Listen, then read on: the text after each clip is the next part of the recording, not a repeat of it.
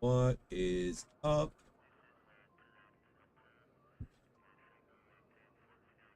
Yeah, doing something a little bit new today. Last stream, I failed this whole overlay. So this stream, I go.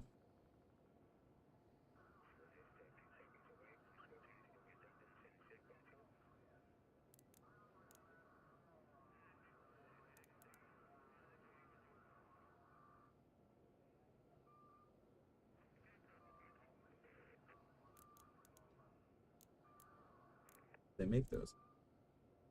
But I'm really excited about this because I didn't know about this.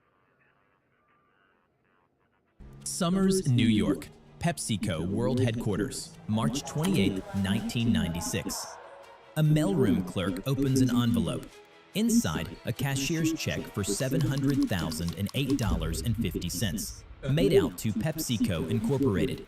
Stapled to it, a single order form from the official Pepsi Stuff catalog, 15 Pepsi points along the top. At the bottom, written by hand in pencil, 1 Harrier jet. By the end of the day, 3 PepsiCo attorneys are standing in a conference room, staring at a check for $700,000 from a customer who has, by every word of PepsiCo's own published catalog, just legally purchased a military fighter aircraft. The man who sent it is in Seattle, Washington. His name is John Leonard. He is 21 years old, a business student with no money, no airplane, and no qualifications to fly a 40,000-pound vertical takeoff Marine Corps attack jet. What he has is the Pepsi Stuff catalog, a calculator, and one mathematical observation no one at PepsiCo's $2 billion marketing department has thought to make. By the end of the year, PepsiCo will file a federal lawsuit to make him go away. By the end of 1999, a Manhattan judge will issue a ruling that changes every fantastical advertisement on American television for the next 30 years. The corporation will spend $2 million in legal fees fighting the case.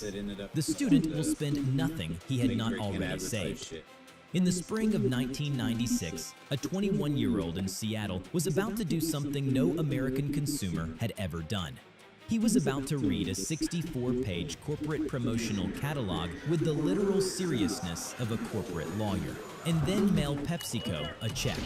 So, how does a business student with a calculator take the largest beverage corporation in the United States to federal court and force PepsiCo's own attorneys to argue, in writing, that their own television commercial was a joke? And what was on the page of that catalog that not a single PepsiCo executive had thought to read carefully enough? To understand what John Leonard found, you have to go back 6 months. To a Pepsi marketing meeting in a New York office on a Friday afternoon in October 1995. BBDO Worldwide, Madison Avenue, New York, October 1995. A glass-walled conference room on the 30th floor of the largest advertising agency in the United States. Pepsi-Cola had spent the previous decade losing market share to Coca-Cola. Generation X preferred Coke. Pepsi's marketing budget for 1995 was nearly $1 billion, and the Cola wars were going in the wrong direction. The Pepsi Stuff campaign was BBDO's answer. The structure was simple. Customers would collect Pepsi points printed on the underside of bottle caps. The points could be redeemed for branded merchandise from a 64-page catalog: t-shirts, leather jackets, mountain bikes, sunglasses. $5 million was allocated for production, printing, and distribution. The catalog was printed in 2 million copies and mailed to American households, university campuses, and Pepsi vending locations across all 50 states. The television commercial was the centerpiece, 30 seconds long, aired in primetime rotation on NBC, Fox, and the major cable networks. A teenage boy in a Pepsi t-shirt walks into a high school courtyard. Above him, a vertical takeoff military attack jet, an AV-8B Harrier, descends from the sky and lands beside him. The principal's hat blows off in the downdraft. On screen, the text reads, Harrier Jet, 7 million Pepsi points. There is no asterisk. There is no fine print. There is no disclaimer. There is no on-screen warning. The agency's creative team signed off on the spot. The Pepsi marketing department signed off on the spot. The commercial entered national rotation in October 1995. BBDO had spent $5 million producing a commercial that was, on every measure available to a Pepsi marketing executive, a triumph. The catalog had been printed in 2 million copies. The on-screen text had been approved. The advertisement had been approved. The agency had not, on any contemporary record, employed a single lawyer on the project. 3,000 miles to the west, in Seattle, Washington, a 21-year-old business student named John Leonard was about to watch that commercial for the first time. John Leonard was born in 1974 in the Pacific Northwest. By the autumn of 1995, he was 21 years old, a business administration student at the University of Washington, and a part-time outdoor education instructor. His parents had divorced when he was young. He lived with his mother and stepfather in a modest house outside Seattle. Tall, fit, quiet. He climbed mountains in his free time. He kept a calculator in his backpack. He read business textbooks for pleasure. On a Thursday evening in late October 1995, John Leonard was watching television with his stepfather. The Pepsi commercial aired in the middle of a sitcom break.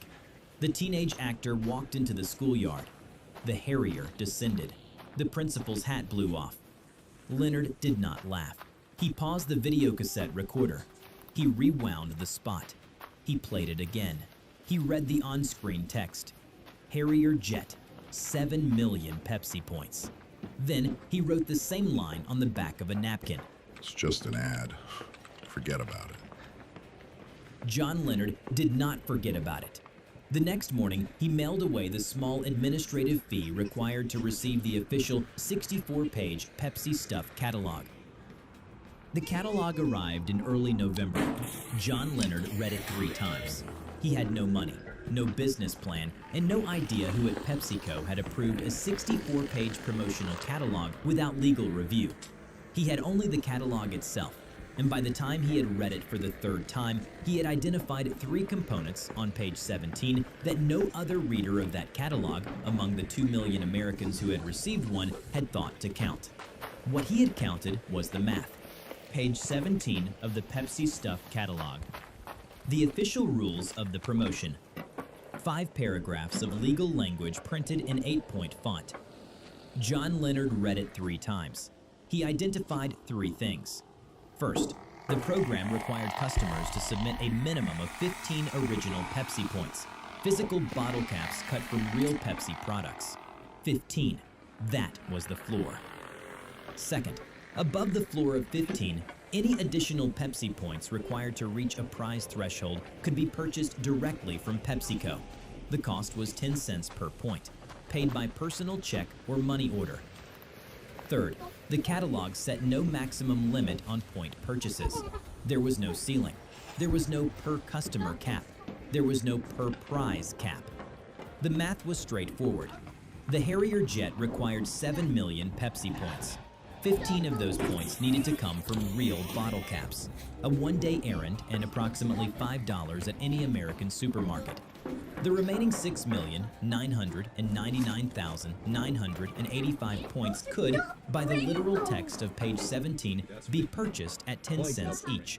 6,999,985 points multiplied by 10 cents equals $699,998.50, plus $10 for standard shipping. Total, $700,008.50. For comparison, the United States Department of Defense unit price for a single AV-8B Harrier II vertical takeoff fighter in 1996 was approximately $33,800,000. The ratio of cost to market value was, by Leonard's calculator, approximately 1 to 47, a return on investment of roughly 4,700% in a single transaction. Years later, in an interview, Leonard described his thinking in one sentence. It wasn't a get-rich-quick scheme. It was a get-rich-once scheme. If it worked, you only had to do it one time. Page 17 of the Pepsi Stuff catalog was the legal architecture of the entire promotion. It had been written by Pepsi's marketing department. It had been approved by Pepsi's marketing department. It had not, by any contemporary record, been reviewed by Pepsi's legal department. John Leonard had read it 3 times. PepsiCo's general counsel had not read it once. The math worked. The problem was now the money. $700,000 was not a sum a 21-year-old business student kept in his savings account. There was one man in Seattle John Leonard could think of who might have $700,000 and the patience to listen to a college student's mathematical pitch. His name was Todd Hoffman, mid-40s, a Seattle businessman who owned the Wildlife Photography Company and held a portfolio of private investments, a serious climber. Leonard had met him through the Pacific Northwest mountaineering community 2 years earlier. In late February 1996, Leonard called Hoffman and asked for a meeting. He brought the Pepsi Stuff catalog, his calculator, and a single page of handwritten math. They met at a coffee shop in downtown Seattle. Hoffman listened. He laughed. Then he stopped laughing and asked Leonard to repeat the rules on page 17. Leonard repeated them. Hoffman took the catalog. He read page 17 himself. Twice. He looked up. You're telling me the catalog is the offer? The catalog is the offer, and the rules are the contract. And nobody at Pepsi has read this? Leonard did not answer that one. The partnership was structured the same evening. Hoffman would provide the full $700,000 in capital. The cashier's check would be issued through Hoffman's bank, payable to PepsiCo Incorporated. Leonard would prepare the submission, fill out the order form, and mail the package. If PepsiCo delivered the jet, Hoffman would hold the senior equity position. If PepsiCo refused, they would share the legal fight. In late March 1996, Hoffman walked into his bank and signed the paperwork. The teller printed the cashier's check, $700,008.50, payable to PepsiCo Incorporated. Hoffman handed it across the counter, watched it print, and slid it into his coat pocket. That afternoon, he handed it to John Leonard at a coffee shop in downtown Seattle. Hoffman was, by 1996, exactly what Leonard needed. He had the capital. He had the patience. He had the willingness to read a corporate promotional catalog as if it were a futures contract.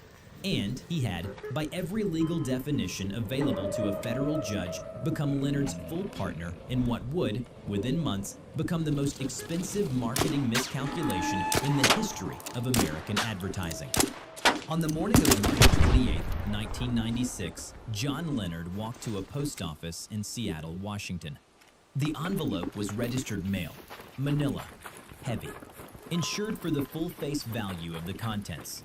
Inside were 3 items: the cashier's check, drawn on Hoffman's bank, made out to PepsiCo Incorporated for $700,008.50.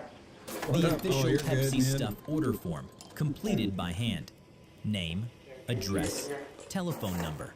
At the bottom of the form, in the line reserved for the requested prize, written in pencil and clear block letters, 1 Harrier jet. And 15 original Pepsi points, cut from the necks of 15 bottles of Pepsi Cola purchased the previous week at a Seattle supermarket. Stapled to the order form, the envelope was addressed to PepsiCo Stuff Redemption in Somers, New York. It traveled across the country by registered mail for 4 days. It arrived in the PepsiCo Redemption mailroom in early April. The clerk who opened it read the amount on the check first, then read the order form, then read it again, then carried the entire envelope to her supervisor's desk. Within 24 hours, 3 attorneys from PepsiCo's General Counsel office were standing in a conference room in Somers, New York, holding a cashier's check for $700,000 and a hand-completed order form requesting a military fighter aircraft. PepsiCo's first response was sent within 10 nights. The corporation returned the cashier's check by registered mail. The accompanying letter described the Harrier jet elements of the commercial as fanciful and curious in nature. The letter included a complimentary package package of coupons for free Pepsi Cola products as a goodwill gesture. John Leonard did not cash the coupons. He hired a Seattle law firm. The firm sent a formal demand letter to PepsiCo's general counsel. The letter cited the catalog. The letter cited the official rules. The letter requested delivery of one AV-8B Harrier 2 jet, or financial settlement equivalent to its current market value. By the first week of August 1996, PepsiCo's counsel had reviewed the Pepsi Stuff promotion documents and reached a conclusion the marketing department had managed to avoid for 16 months. John Leonard was right. The catalog was, under every state contract law in the United States, an offer. The check was acceptance. The 15 Pepsi points were consideration. PepsiCo had two options: deliver the jet or take Leonard to federal court before he took them. PepsiCo's senior management chose the second option. August 6, 1996. PepsiCo Incorporated files a declaratory judgment action against John D.R. Leonard in the United States District Court for the Southern District of New York. The filing was strategic. By filing first in PepsiCo's home federal court in Manhattan, the corporation locked in the jurisdiction. Leonard, a Seattle resident, would now have to defend the case 3,000 miles from home in front of a court physically located in PepsiCo's own backyard. The case was assigned to Judge Kimba M. Wood, a federal district judge of the Southern District of New York, on the bench since 1988, known for high-profile rulings in commercial litigation. PepsiCo's argument was simple. The Harrier jet element of the commercial was obvious puffery. No reasonable American consumer could have believed the corporation was offering a military attack jet for the price of a small house. Therefore, no offer existed. Therefore, no contract had been formed. Leonard's argument was equally simple. The published catalog, the official rules, the cashier's check, the accepted offer. Under American contract law, the case was opened and shut. The litigation became national news. The Wall Street Journal covered the docket. The New York Times ran a feature. CNN sent a camera crew to Seattle. Then the Pentagon weighed in. The press attention reached the United States Department of Defense within a week of the original filing. The Pentagon spokesman, Kenneth Bacon, Assistant Secretary of Defense for Public Affairs, was asked in a regular press briefing whether the Marine Corps would, in fact, sell a Harrier jet to a private American citizen. His response, transcribed and printed in newspapers across the country, was as follows: "The Harrier is not for sale to civilians. Even a demilitarized Harrier would not make a very good lawn ornament." Leonard, asked for comment by a Seattle reporter, replied in similar register: I'll take the demilitarized version. I just want to park it impressively at my college. The case became material for late-night television comedians. Pepsi's image as a serious corporation was, by the end of the autumn of 1996, eroding. In response, PepsiCo's marketing department took an unprecedented step. They re-edited the original television commercial while the litigation was still in active discovery. The on-screen text was changed. The Harrier jet point value was raised from 7 million to 700 million Pepsi points. At 10 cents per point, the new redemption cost was $70 million, more than twice the market value of the aircraft itself. A second text element was added to the lower right corner of the screen. It read, "Just kidding." The re-edited commercial entered rotation in late 1996. It was, by itself, a tacit admission. Leonard's lawyers preserved it as a trial exhibit. In the 18 months between PepsiCo's filing of the declaratory judgment action and the issuance of Judge Wood's ruling, PepsiCo's legal team spent more money preparing to argue in federal court that their own television commercial had been a joke than the marketing department had spent producing it. On the morning of August 5, 1999, Judge Kimba Wood entered her chambers at the Daniel Patrick Moynihan United States Courthouse in Lower Manhattan with a 63-page decision. Leonard versus PepsiCo Incorporated, docket 96-CIV-5320. Judge Kimba M. Wood presiding. 63 pages. 3 grounds for decision. The first ground was the simplest. Under general American contract law, an advertisement is not an offer. An advertisement is an invitation to negotiate. The customer who responds to an advertisement is making the offer, not accepting one. The retailer is then free to accept or decline. There is one classical exception, the Lefkowitz Rule, from a 1957 Minnesota Supreme Court case. An advertisement can be treated as a binding offer when its terms are, in the court's language, clear, definite, and explicit, and leave nothing open for negotiation. Judge Wood examined the Pepsi commercial against this standard. The commercial directed viewers to the catalog. The catalog was the definitive list of available prizes. The catalog did not list the Harrier jet. Ground 1, no offer. The second ground was the hammer. In American contract law, the question of whether a statement is a serious offer is determined by what the court calls the objective reasonable person standard. The question is not what John Leonard subjectively believed. The question is not what PepsiCo subjectively intended. The question is what a hypothetical, objectively reasonable American consumer sitting on his couch in October 1995 would have understood the commercial to mean. Judge Wood ruled that no objectively reasonable consumer could have believed a Fortune 500 beverage corporation was, in fact, offering a $33 million military fighter aircraft for the price of a small Seattle house. She analyzed the commercial's elements in detail. A teenager piloting a combat jet without a flight helmet. The jet damaging school property on landing, the unrealistic ease of vertical takeoff in a residential neighborhood. She categorized every element as puffery, non-actionable rhetorical exaggeration. From the written decision, the notion that national advertising campaigns are designed to make serious offers to enter into contracts is inconsistent with the role of advertising as a marketing tool. Ground 2, no reasonable belief. The third ground was technical, but conclusive. Under the Uniform Commercial Code, Article 2-201, any contract for the sale of goods of $500 or more must be evidenced by a writing signed by the party against whom enforcement is sought. The Harrier jet was, beyond dispute, a good. The price was, beyond dispute, more than $500. Leonard had a cashier's check. Leonard had an order form. He did not have a single document signed by any representative. Leonard had a cashier's check. Leonard didn't have a thing. Leonard did this. Representative of PepsiCo. Ground 3. No enforceable writing.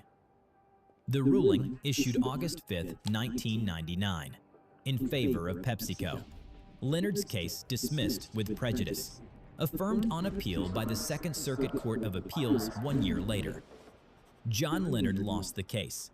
By every formal measure of American contract law, the United States District Court for the Southern District of New York ruled that PepsiCo's commercial had not been an offer, that no reasonable person could have understood it as one, and that no enforceable contract had ever existed. What no one in Judge Wood's chambers said out loud was the corollary. The second largest beverage corporation in the world had just spent 3 years and $2 million in federal court arguing on the record that the entire premise of one of its own multi-million-dollar national advertising campaigns had been, in legal terms, a joke. Pepsi's lawyers walked out of the courtroom in Lower Manhattan as the technical victors. Pepsi's marketing department walked out as the technical defeated, and every advertising agency in the United States took notice. In the months following the verdict, every major American advertising agency rewrote its internal guidelines. The original Pepsi commercial was pulled from rotation. The re-edited version with "Just Kidding" was preserved by Pepsi as an archival artifact.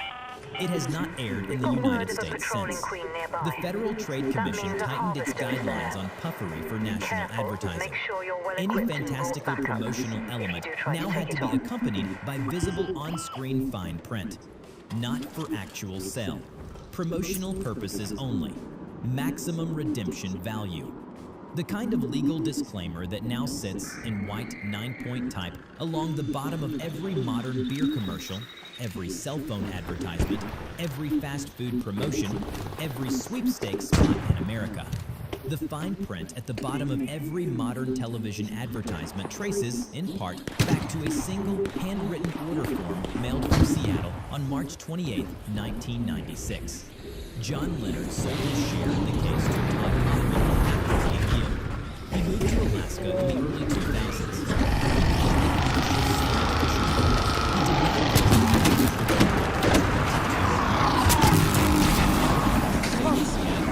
He kept it quiet. In November 2022, Netflix released a 4-part documentary titled Pepsi, Where's My Jet? Leonard and Hoffman co-appeared on camera for the first time to tell the full account. PepsiCo declined to comment. He did not lie. He did not cheat. He did not break a Alright, so single we coming down the hill. He just read the catalog and mailed PepsiCo a check for 99 cents in stamps and $700,000 of his partner's money. John Leonard taught the American advertising industry a single lesson it has never unlearned. If you want to print first.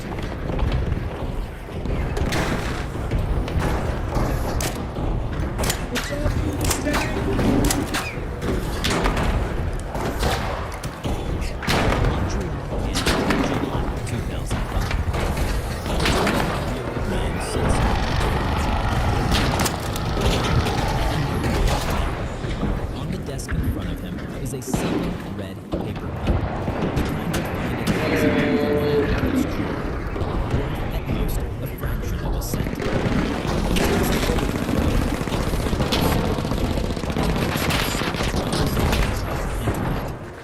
is going to try this one red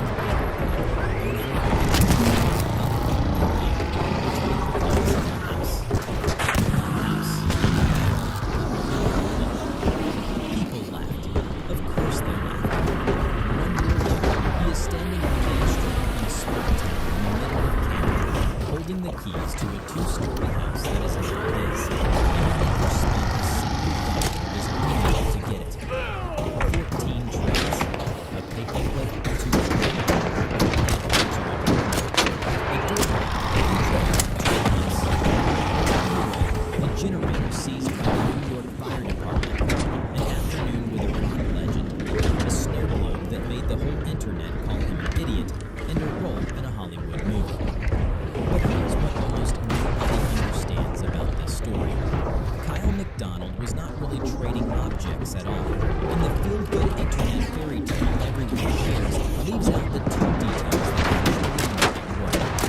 So how does a boy unemployed man this paper into a house without ever spending a cent? And why, when he finally got the house, the whole point of the entire thing, didn't just give it? To understand what Kyle did, you have to understand what he wasn't doing. He didn't invent this idea. He stole it from childhood. There's an old kids game, sometimes called Bigger and Better. You start with something small, you go outdoors, and you ask people to trade you for something a little bigger, a little better. A button, a pencil, Kids play it, end up with a slightly nicer Kyle McDonald broke, bored, and going nowhere, asked a very simple question. What if we didn't stop after an afternoon? What if we just kept going for a year across a whole country?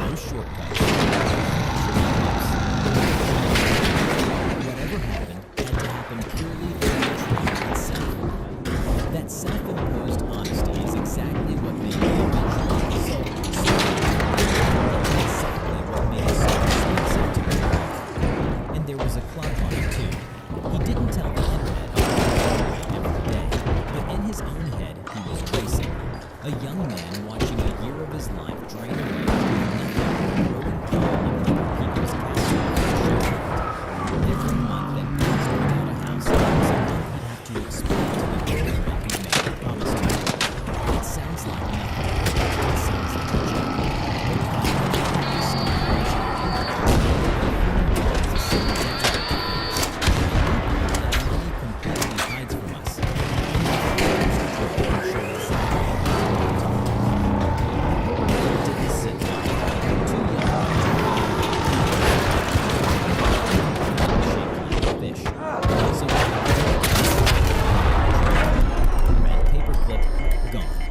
Fish pin, his. On paper, an idiotic move. He'd spent money on travel to swap one worthless item for another. But watch what happens next. The fish pin goes to a woman named Annie, a ceramic artist in Seattle, who hands over a handmade doorknob with a strange little sculpted face on it. He's odd enough that Kyle gave it a The doorknob goes to a man named Sean in Massachusetts, an army recruit who trades a Coleman camp stove, fuel included. The camp stove goes to a man out in Queens, New York. Anyone need a Marcin gives up an actual working Honda generator. Each of these people, notice, thought they were getting the better end of the Loser-ass deal. hoe throwing a grenade Annie like a wanted bitch. a quirky fish pin more than a doorknob she'd made herself. Sean wanted the doorknob more than a camp stove gathering Don't dust. say shit. Marcin had a generator he didn't need and a stove he did.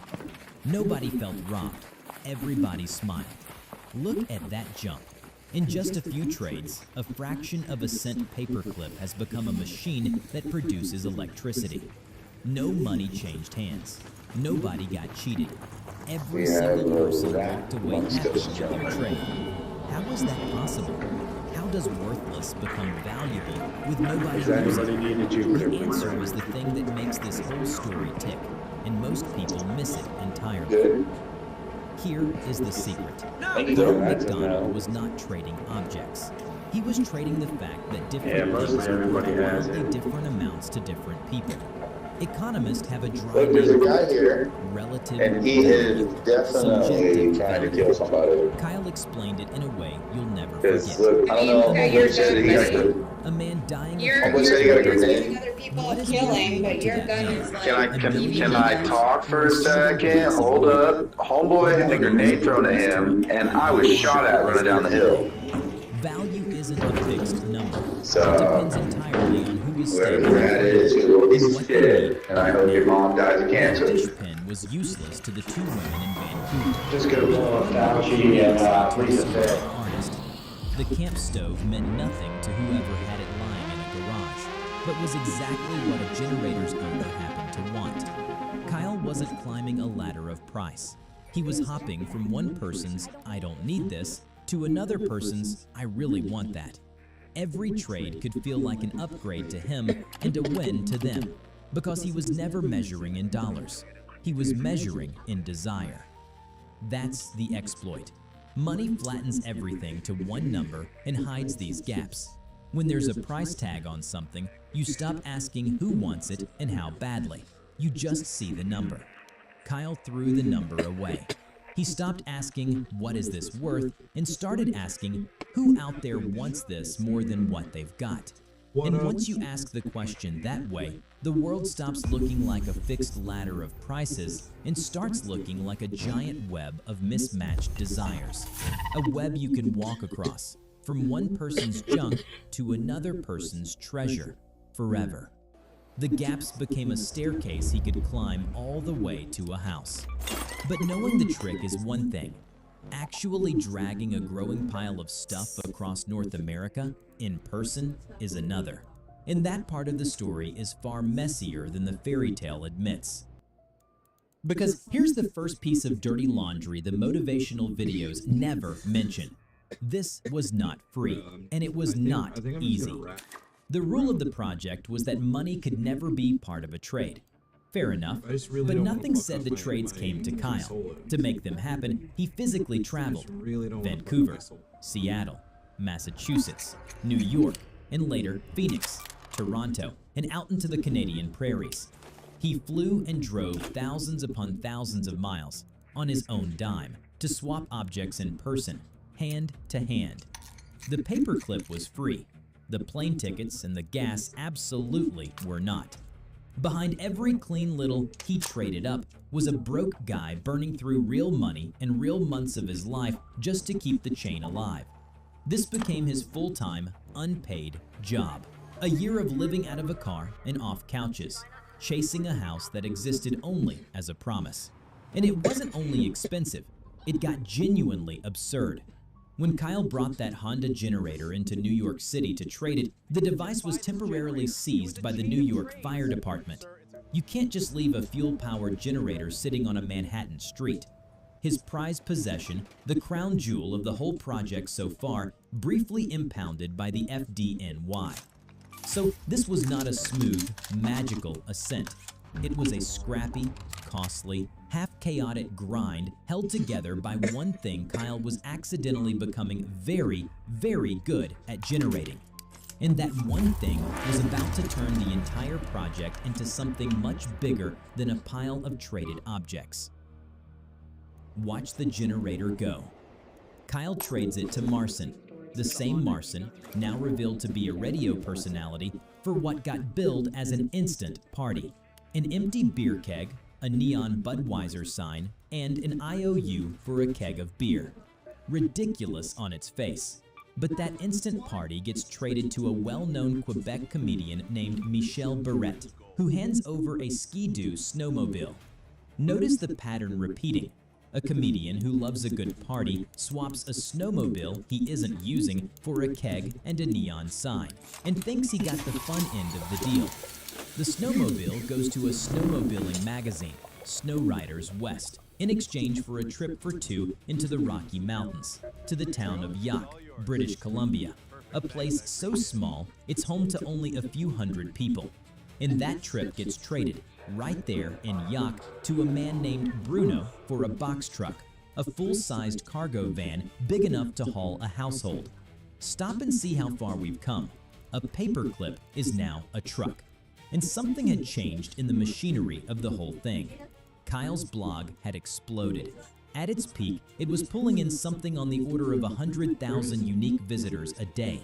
Major newspapers wrote him up. Morning shows flew him in. Radio hosts around the world wanted the paperclip guy on the air. He had gone, in a matter of months, from an unemployed nobody photographing office supplies to a genuine international phenomenon. And the moment that happened, the object stopped mattering. Because now, people weren't trading with Kyle to get his snowmobile or his truck. They were trading with him to stand next to the most famous trade on the internet. He wasn't offering stuff anymore.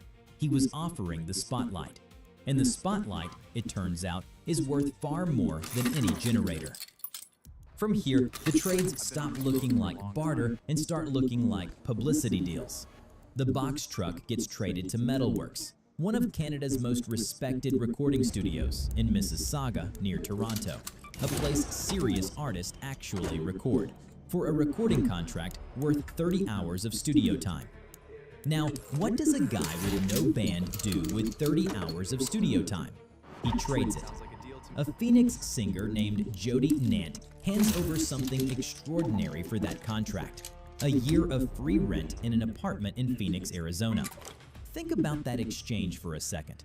A year of housing, thousands of dollars of real, tangible value traded for studio time. Why would anyone do that? Because Jody Nant was a working musician trying to be heard, and attaching her name to the biggest story on the internet put her in front of millions of people. She wasn't buying studio time. She was buying exposure. The one thing every artist is starving for. The year of rent was cheap next to that. This is the part of the story that quietly flips everything upside down. Early on, Kyle was exploiting the gaps between what different people valued. But now, he had built something more powerful than any object, an audience. And an audience is a currency of its own. Every person down the chain had figured out the same thing Kyle had. That being part of this story was worth more than whatever they were handing over, which sets up the single most controversial trade of the entire year. The one that made thousands of people online absolutely certain that Kyle McDonald had just thrown the whole thing away. First, that year of free rent in Phoenix got traded for an afternoon with a rock legend, Alice Cooper. It happened through a woman named Leslie, who worked at a restaurant Cooper owned and could make the introduction. A genuine, one-on-one hangout with a music icon in exchange for a year's rent. Already a strange trade, value flowing sideways rather than up. And then Kyle took that exclusive afternoon with Alice Cooper, and he traded it for a snow globe. A snow globe. A Kiss-branded, motorized snow globe worth maybe $50. The internet lost its mind. This was the moment the blog's comment section turned into a bonfire. People who had cheered him for months called it the stupidest decision they had ever seen. He had gone from a year of housing to time with a legend down to a cheap novelty toy you'd find in a gift shop. The whole project, everyone agreed, was over. He'd blown it. But look closer, because this trade is the whole philosophy of the project in miniature.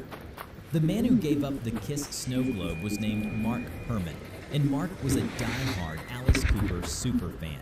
To him, an afternoon meeting his idol was worth infinitely more than some novelty toy sitting on his shelf. He wasn't getting fleeced, he was getting the trade of his life. And Kyle wanted that worthless trade for a reason nobody else could see. He had done his homework. There was a Hollywood actor and director named Corbin Burnson, a familiar television face, who happened to be an obsessive, world-class collector of snow globes. By his own account, the man owned thousands of them, one of the largest such collections anywhere, and he was open about the fact that he was always hunting for rare editions. And Burnson desperately wanted one specific hard-to-find piece, a motorized Kiss snow globe. Kyle now had in his hands. So the same object was a $50 joke to the internet and a holy grail to one particular Hollywood director. That gap was the entire game. Kyle hadn't traded down at all. He had traded a thing of value, an afternoon with Alice Cooper, for leverage over exactly the other person. He wasn't really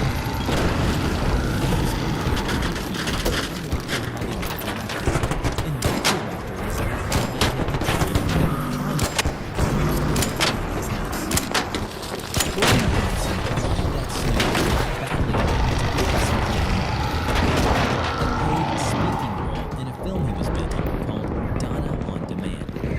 So now Kyle was holding an acting role in a Hollywood movie, and that, at last, was the golden ticket. Because a role in a film is exactly the kind of thing that plays when you're in house. The town was a small prairie community of barely 1,100 people in the flat middle of Canada. The offer came from a local official and who saw that two-story house on Main Street in exchange for the movie and he wanted a twist of their own, holding a town-wide audition so a hip-hop local would actually play the speaking part in the film. Teenagers and grandmothers alike to read for a shot at Hollywood, and by several accounts, it was a local teenager who eventually won the part. On July 12, 2006, roughly a year to the month as the photograph stood on the stage and was handed the keys. The impossible promise, the one that sounded like the setup to a hit joke back in that Montreal film, had been kept. 10 in a paperclip had become a home. And this is where the fairy tale usually ends, with the triumphant music. But here is the second piece of Dirty Laundry, and it's the best part of the whole story. Kipling did not give away a house. Kipling had a plan. Like a lot of small prairie towns, it was slowly dying. People leaving, houses sitting empty for a year or more, the life draining out of Main Street. The town council did the math coldly, brilliantly. They deliberately bought up an abandoned house specifically so they could trade it to the paperclip guy, because what they really wanted was not to give Kyle anything. What they wanted was the one thing Kyle had been manufacturing all along: national attention. reason for the world to know Kipling existed. Kyle wasn't the only one playing the attention game. The town was playing it and they won. Because here's how it all pays off. Kipling had exactly what it paid for. The town made a celebration of the paper clip guy. It put its residents on television and its name into newspapers across the country. And to make the fame permanent, in 2007, it erected the world's largest red paperclip, a steel sculpture running something like 14 feet long, painted bright red, planted right in town so nobody could miss it. It landed Kipling in the record books and stamped its name onto the map for good. Years later, people still drive out of their way into the flat middle of Saskatchewan just to photograph a giant paperclip and hear the story. A town that had been quietly emptying out bought itself an identity and a future with one abandoned house it picked up on the cheap. It was, in its own way, exactly the same trick Kyle had pulled, turning something small and overlooked into a magnet for the world's attention.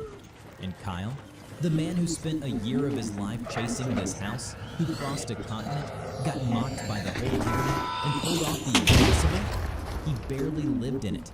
After a short while, he simply gave the house back, donated it to the community. It was later bought by locals and turned into a little cafe that still carries the name of the thing that started everything, the Red Paperclip Cottage. So think about what really happened here. Kyle McDonald never got rich off objects. The paperclip, the generator, the truck, the snow globe, none of it mattered. What he actually built and what he actually traded on was attention. He turned a boring office supply into the most watched story on the internet, and then spit that attention like the only currency that was ever really in play. And here's the final proof of it. Giving the house away cost Kyle nothing, because the house was never the real jackpot. The real jackpot was the story itself. Kyle turned that 1 year into a book, published in 2007 with a title that says the whole thing out loud, One Red Paperclip, or How an Ordinary Man Achieved His Dream with the Help of a Simple Office Supply. It was picked up by publishers and translated for readers in multiple countries. He became a sought-after speaker, telling the tale on stages around the world, including a widely watched TED Talk, and the paperclip guy became a brand in his own right. The attention he'd manufactured out of an office supply became a whole career, one worth far more than a 2-story house in a town of 1,000 people. The house was never the prize. The house was just proof of what he'd really learned to trade. He started with a red paperclip worth a fraction of a cent. He ended with the house, then gave it away, because the house was never what he was collecting.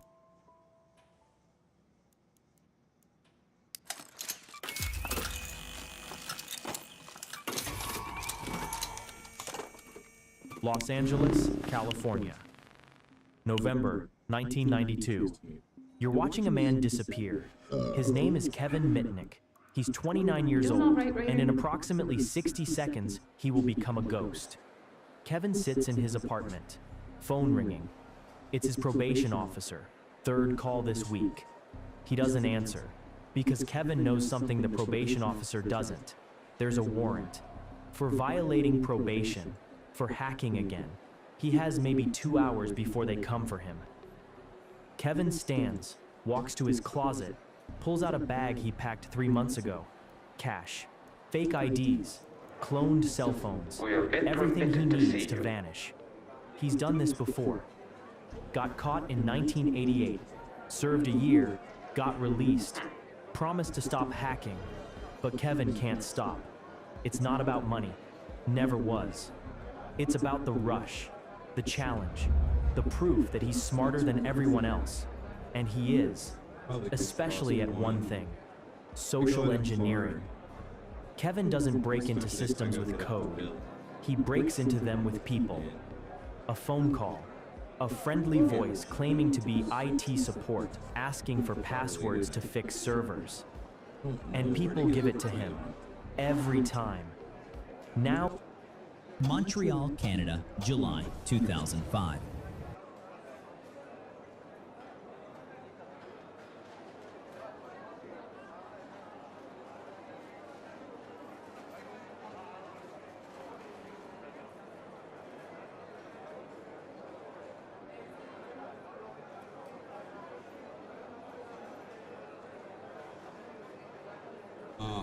fronts.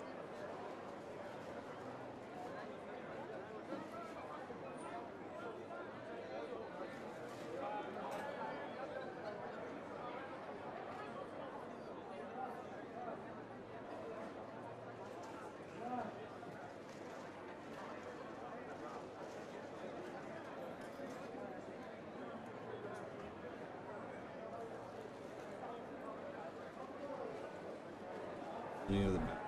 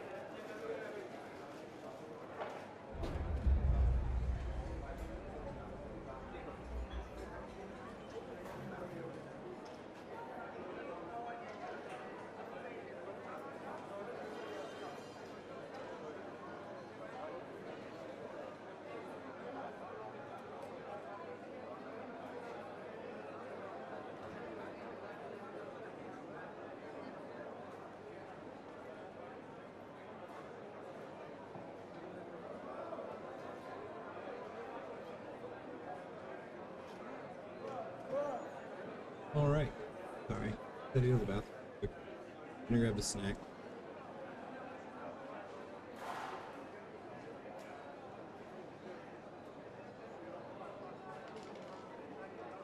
I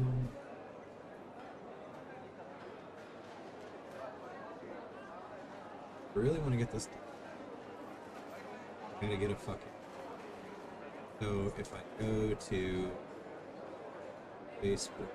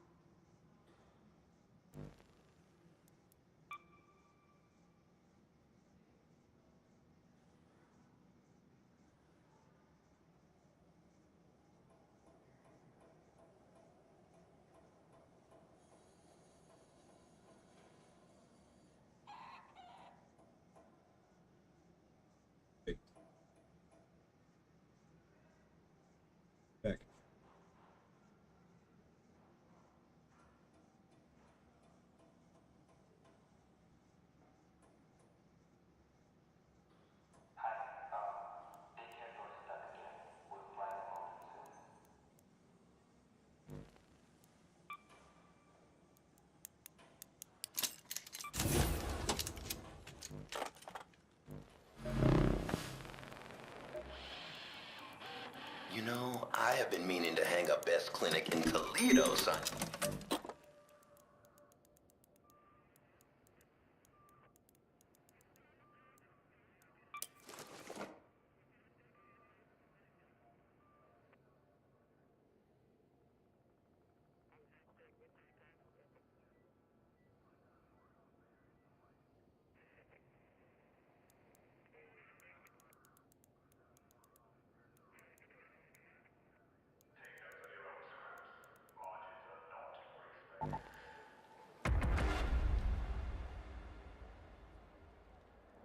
Running.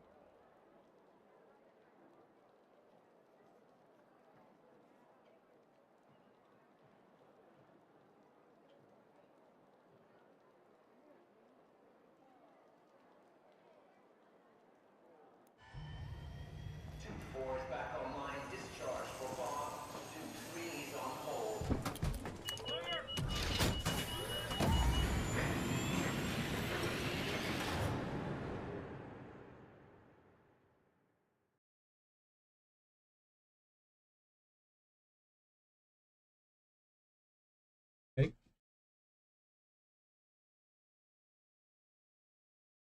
Come here.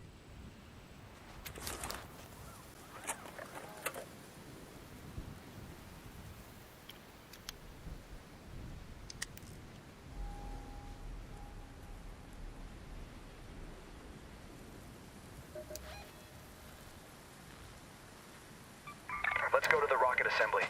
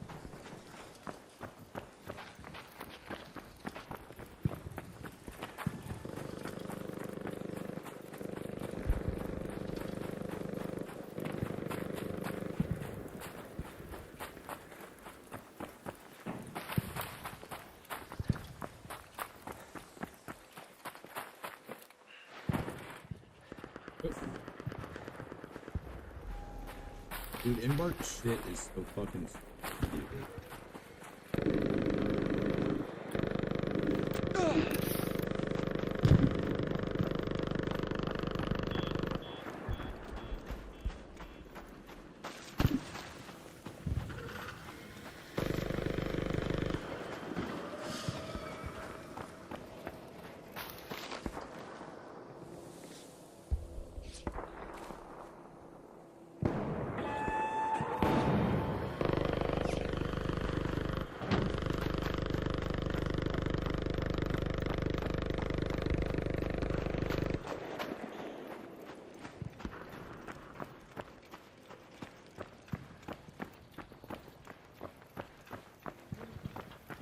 What up? Hello there.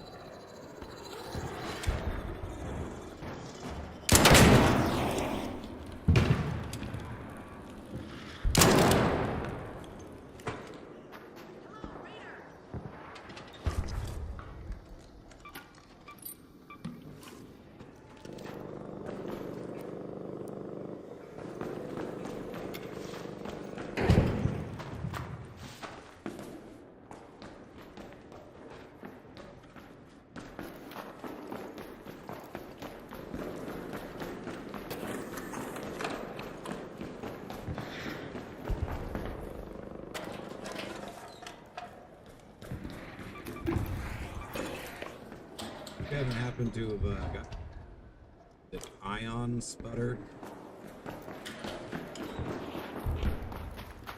Need one of those so I can get the Delabra.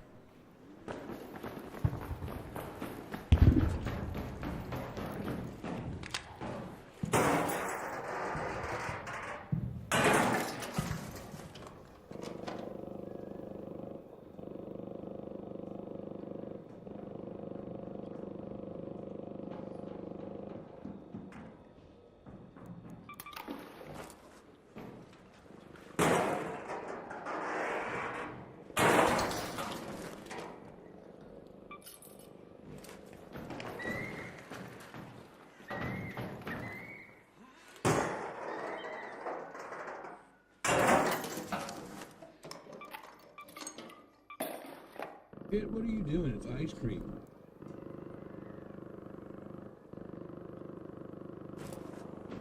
I mean, ice cream's not perfect.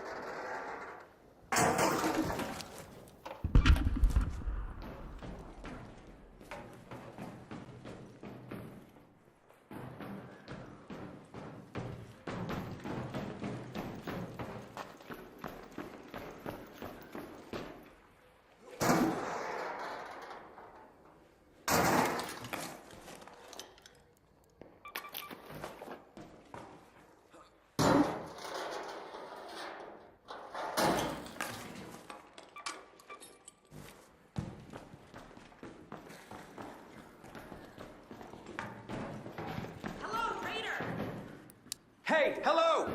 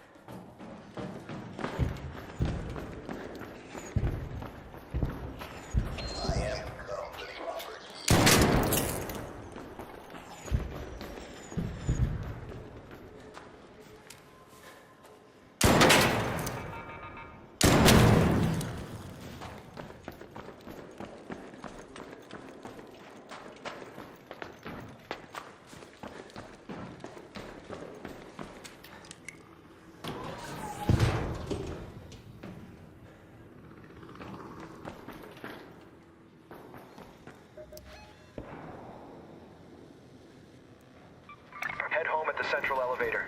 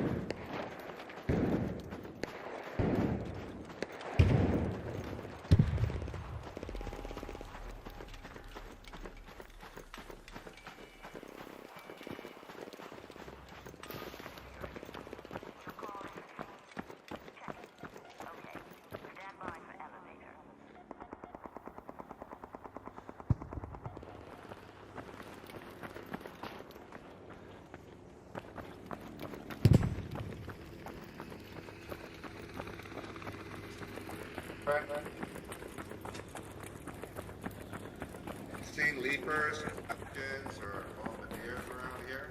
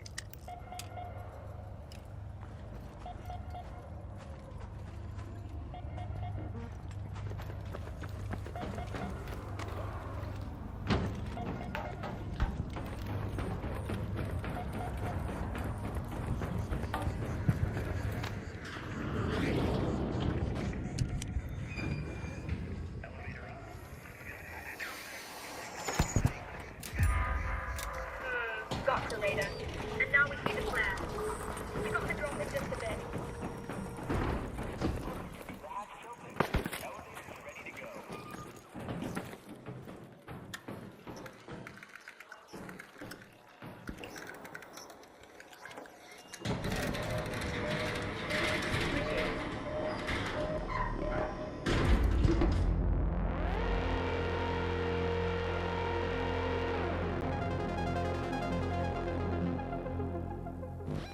Anybody wants to run 2v2 duos or triples or whatever? Oh,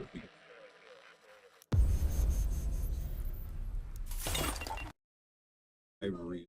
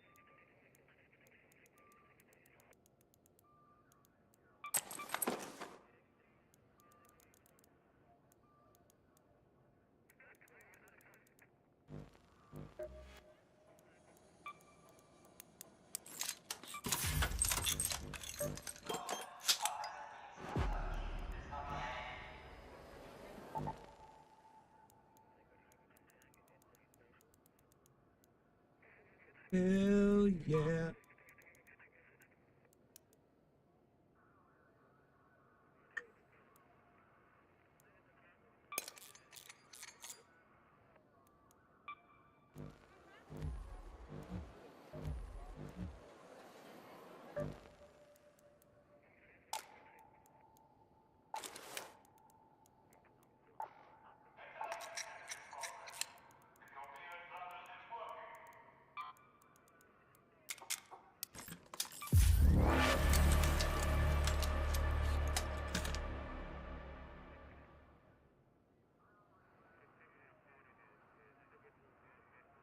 Well, I don't know.